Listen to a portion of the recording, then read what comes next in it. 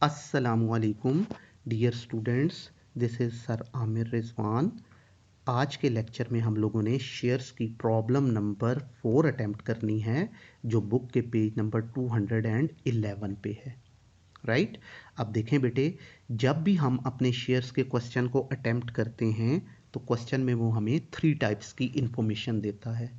पहले नंबर पे वो हमें ये बताता है कि कंपनी का टोटल कैपिटल कितना है जिससे कंपनी रजिस्टर हुई थी। राइट, ये पहली इंफॉर्मेशन होती है।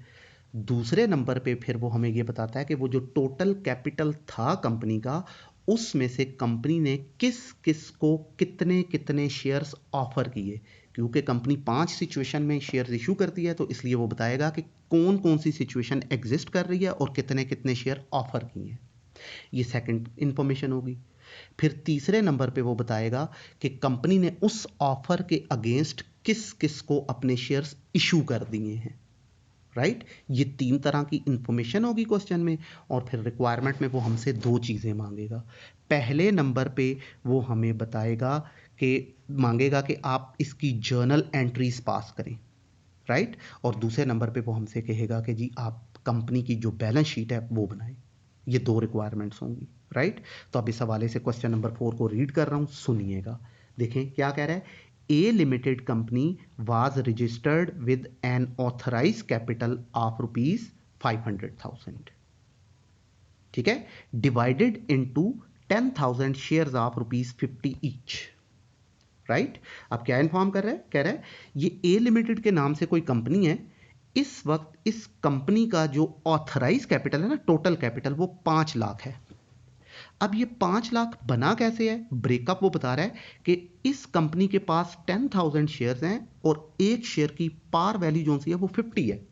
तो अभी तक हमने जो प्रीवियस 3 क्वेश्चन किए थे उसमें एक शेयर की ओरिजिनल प्राइस 10 थी।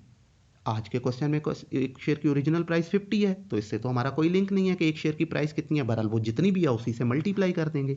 तो अब 10,000 शेयर्स हैं, एक की प्राइस 50 है, मल्टीप्लाई करें तो कितना हो जाएगा 500,000। तो ये टोटल कैपिटल आपका पूरा हो गया। ये पहली इंफॉर्मेशन हो गई। अब वो बताएगा कि कंपनी ने अपने इन 10,000 शेयर्स में से ऑफर क्या दी, किस किस को शेयर्स ऑफर किए और कितने शेयर्स ऑफर किए। तो अब देखें क्या कह रहा है। On 1 November 2016 company issued 7,000 shares in the following manners. कह रहा है जब 1 नवंबर 2016 आया ना, तो कंपनी ने अपने इन 10,000 शेयर्स में से 7,000 शेयर्स ऑफर कर दिए। किसको ऑफर किए हैं ये अभी उसने नहीं बताया। कह रहा है बस 10,000 में से 7,000 ऑफर किए हैं। अब कैसे ऑफर किए हैं, ये रे नीचे कह रहा है, ये राजी कह रहा है इन 7,000 शेयर्स जो ऑफर किए हैं ना, इनमें से 1,000 शेयर्स उसने प्रमोटर को दिए हैं। ठीक है, अगेंस्ट प्रिलिमिनरी एक्सपेंसेस। राइट, अब 7,000 में से 1,000 प्रमोटर को चले गए, बाकी कितने बचे 6,000। कह रहा है बाकी के जो 6,000 शेयर्स है ना वो जनरल पब्लिक को दिए। ठीक है, जनरल पब्लिक को कितने शेयर ऑफर किए हैं 6,000। अब ये जो जनरल पब्लिक है ना, इससे एप्लीकेशंस का भी आना ज़रूरी होता है। तो अब देखें, on 15 November 2016 company received applications for 6,000 shares.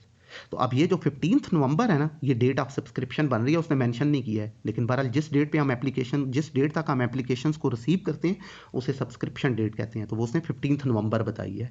कह रहा है अब 15 नवंबर पे जो कंपनी को एप्लीकेशंस रिसीव हुई है ना, वो कितनी हुई है 6,000। डिमांड कितनी थी 6,000, 7,000 नहीं थी, 7,000 तो टोटल शेयर ऑफर किए हैं। इनमें से 1,000 प्रमोटर को दिए हैं, 6,000 जनरल पब्लिक को दिए हैं। तो जनरल पब्लिक के शेयर 6,000 हैं। ठीक है, तो एप्लीकेशंस भी पब्लिक से कितनी आई हैं 6,000। तो हमें डिमांड के बिल्कुल इक्वल एप्लीकेशंस रिसीव हुई हैं, तो किसी भी एप्लीकेंट को उसके पैसे वापस नहीं किए जाएंगे।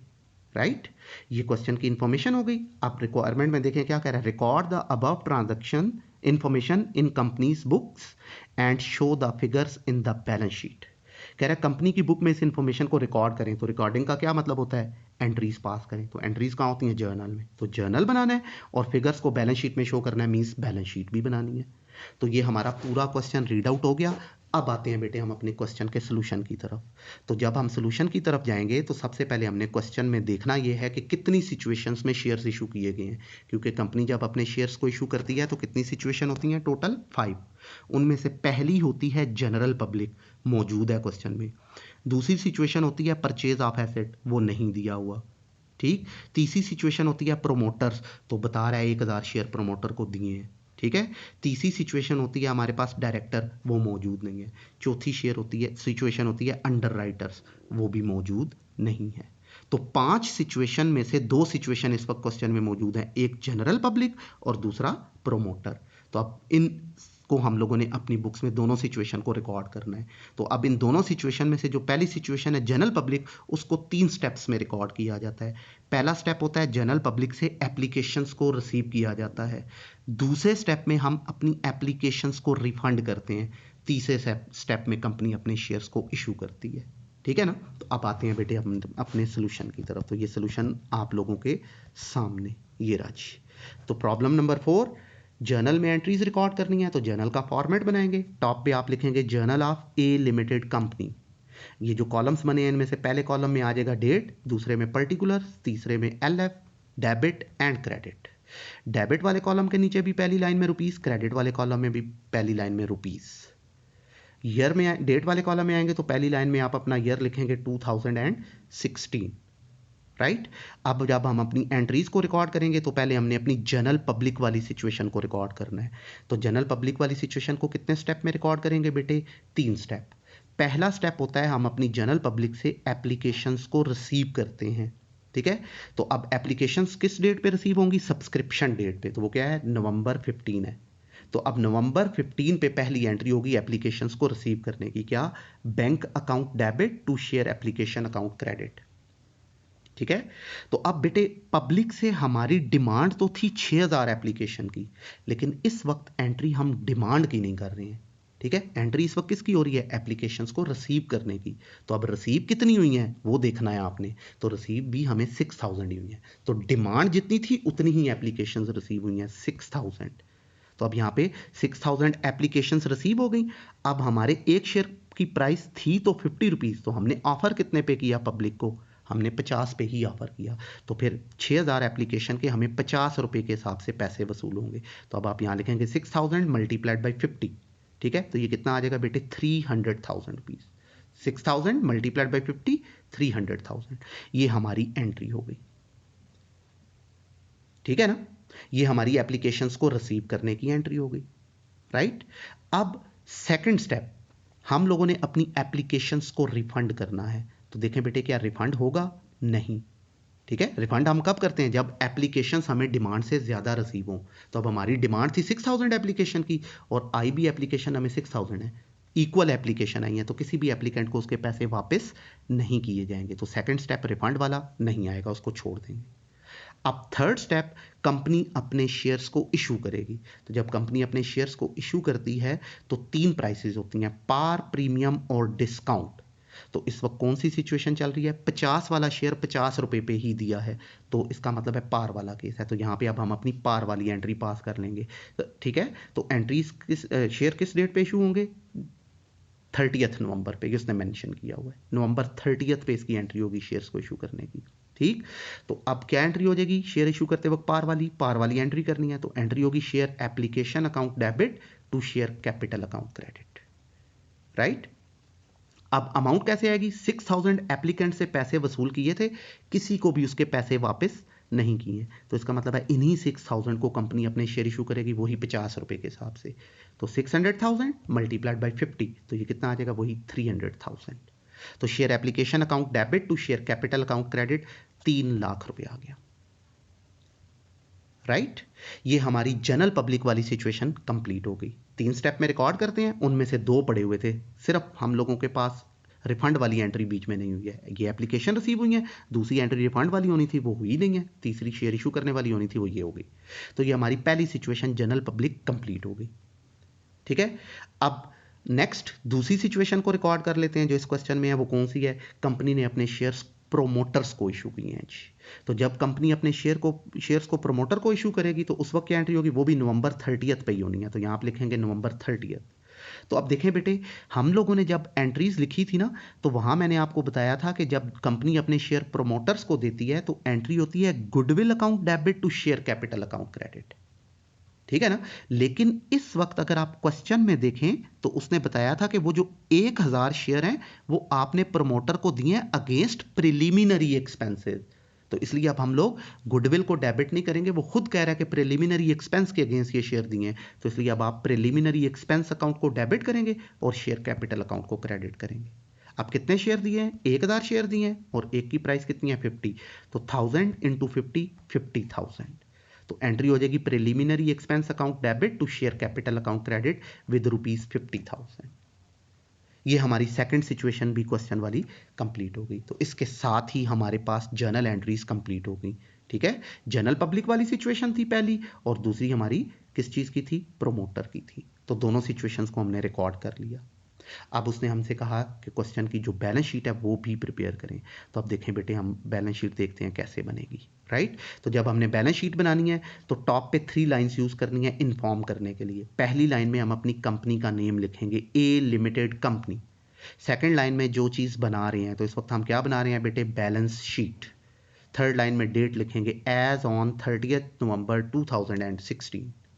लेफ्ट साइड पे आ जाएगा बेटे एसेट्स रुपीस, राइट साइड पे आ जाएगा बेटे लाइबिलिटीज एंड कैपिटल और रुपीस, ठीक है।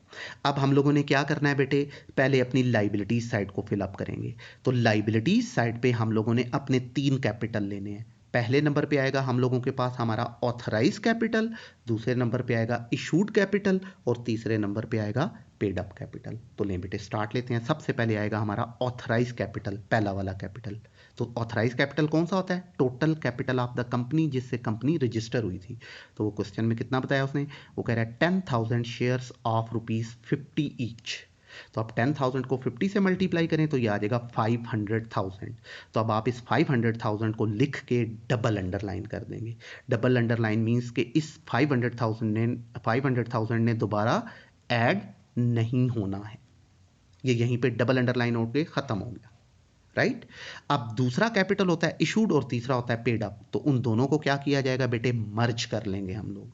तो यहां लिखेंगे फिर हम issued, subscribed and paid up capital, ठीक है। तो अब ये कौन सा कैपिटल होता है? जिनको कंपनी ने शेयर्स दिए हैं, ठीक है। तो कितनी सिचुएशन में शेयर दिए थे? 2 में, एक जनरल पब्लिक और दूसरा प्रोमोटर्स। तो अब देखें जनरल पब्लिक को कितने शेयर दिए थे? ये तीसरा स्टेप उसका होता है। ये 30 नवंबर पे ये जो शेयर कैपिटल वाली एंट्री है, इसमें कितने शेयर हैं? ये 6,000 शेयर हैं। किस रेट पे? 50 पे। तो प्राइस कितनी है? 300,000। तो अब आप यहां लिखेंगे बेटे कितना? 600,000 शेयर्स ऑफ ₹50 ईच। तो ये आ जाएगा बेटे 300,000। ये हमारी पहली सिचुएशन के शेयर हैं, ठीक है। अब दूसरी सिचुएशन क्या थी? हमारे पास प्रोमोटर्स। तो प्रोमोटर्स को कितने शेयर दिए हैं? 1000। किस रेट पे? वही 50 के हिसाब से। तो टोटल कितना हो जाएगा? 50,000।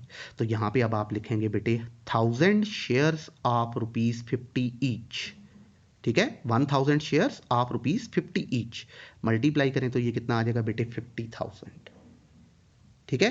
तो ये 2 सिचुएशन थी, दोनों को यहां पर लिख लिया हम लोगों ने। इसके साथ ही हमारी जो लाइबिलिटी साइड है बेटे वो हो गई कंप्लीट।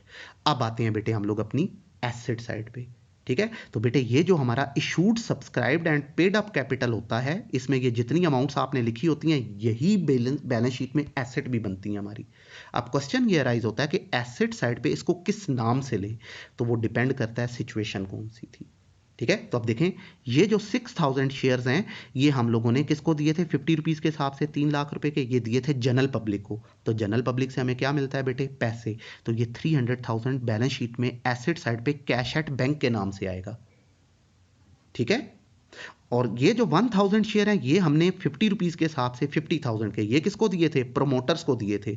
तो प्रोमोटर के अगेंस्ट हमने किसको डेबिट किया हुआ है? असल डेबिट होता है गुडविल, लेकिन उसने कहा हुआ है प्रिलिमिनरी एक्सपेंस को लो। तो ये प्रिलिमिनरी एक्सपेंस के अगेंस्ट 50,000 है, ठीक है। तो ये वाला 50,000 एसेट साइड पे प्रिलिमिनरी एक्सपेंस के नाम से आ जाएगा और ये जो 300,000 है ये कैश एट बैंक के नाम से आ जाएगा, ठीक है। तो अब बैलेंस शीट कंप्लीट हो गई। अब आप दोनों साइड्स का करें टोटल बेटे, तो आप देखें एसेट साइड पे 50,000 प्लस 300,000 मिलके कितना हो गया 350,000। लाइबिलिटी साइड पे ये 500,000 चूंकि डबल अंडरलाइन है ये तो बीच में नहीं आएगा, तो 300,000 और 50,000 ये भी मिलके हो गया 350,000। तो आपकी जो लाइबिलिटी साइड है उसका टोटल भी 350,000 आ गया और एसेट साइड का टोटल भी 350,000 आ गया। इसके साथ ही बेटे जो हमारी बैलेंस शीट है वो हो गई कंप्लीट, दोनों साइड्स उसकी बराबर आ गई, तो एंट्रीज भी हो गई, बैलेंस शीट भी बन गई। तो इसके साथ ही ये हमारा क्वेश्चन नंबर 4 जो है वो हो गया कंप्लीट। Thank you.